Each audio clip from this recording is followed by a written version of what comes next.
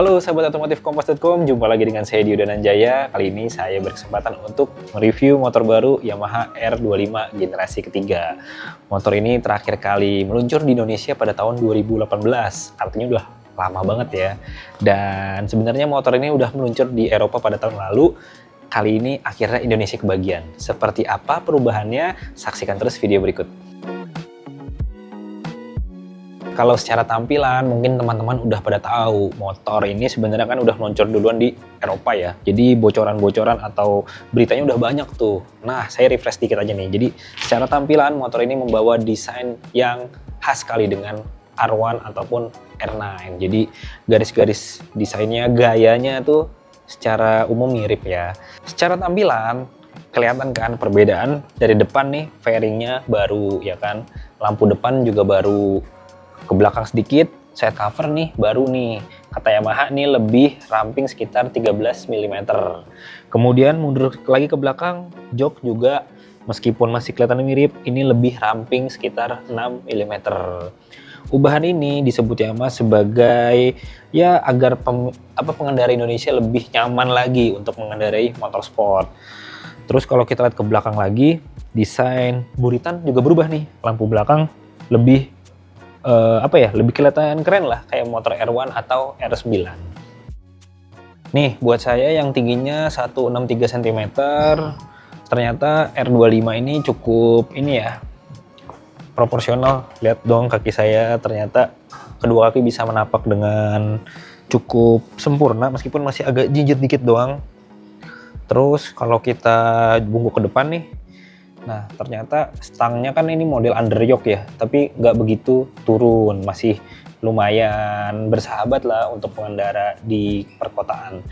Kalau kaki naik nih posisinya kayak begini, ini dari posisi pinggang ke bawah masih sejajar ya, jadi dia nggak terlalu mundur ke belakang, tapi kayak gini aja nih udah sporty banget sebenarnya.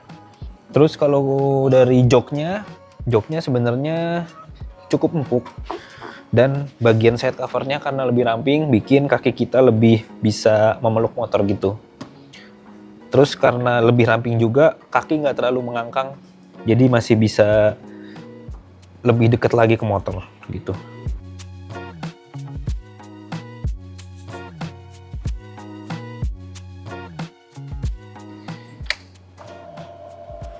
Nah kayak begini tampilan dari interface-nya Yamaha R25 terbaru.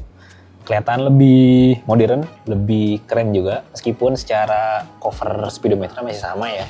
Tapi fiturnya baru nih, karena dia udah pakai Yamaha Y-Connect. Informasinya sama seperti Y-Connect pada umumnya, jadi macam-macam. Ada untuk pengaturan speed, kecepatan, terus kan di sini ada RPM, terus ada pengaturan nih kayak gini, pengingat oli, terus odometer, trip 1, trip 2, rata-rata konsumsi BBM. Lebih modern sih tadi yang seperti saya bilang. Selain Y-Connect, motor ini juga punya fitur baru yaitu USB charger, tapi USB chargernya masih yang Type A.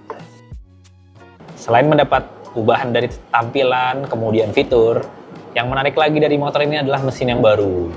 Kenapa mesinnya baru? Karena motor ini sudah pakai teknologi dari ini, World SSP 300. Ya, jadi motor ini itu adalah mesinnya, teknologi mesinnya dipakai oleh Aldi Satya Mahendra.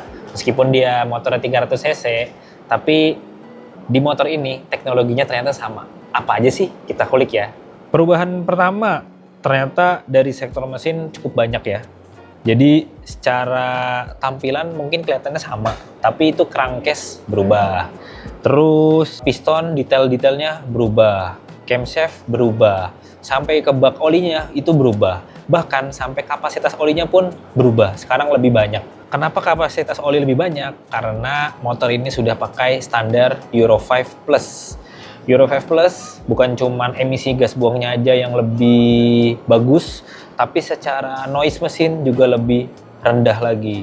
Jadi kualitas mesinnya ditingkatkan dari sebelumnya. Dan durability-nya juga lebih bagus dari yang model sebelumnya. Kemudian untuk meningkatkan kemampuan Euro 5 Plus-nya tadi, Yamaha R25 juga punya komponen baru ya. Jadi mulai dari kanister yang berfungsi untuk menangkap uap bensin. Kemudian ada air intake baru yang lebih panjang. Terus di knalpot itu ada 2 catalytic converter ya. Jadi mungkin lebih padat lagi saringannya, saringan gas buangnya lebih banyak lagi, bikin emisi gas buangnya lebih rendah. Motor ini juga mendapatkan ubahan di sektor mesin yaitu assist and slipper clutch. Secara spek mesin, Yamaha mengklaim tenaganya masih sama dengan yang model sebelumnya. Padahal kan kalau Euro 5 itu hambatan mesin tuh jadi lebih banyak ya dari sisi emisi gas buang dan dari daya tahannya tadi.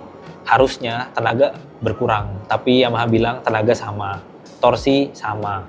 Lalu untuk bobot, motor ini naik sedikit, sekitar 3 kg menjadi 169 kg.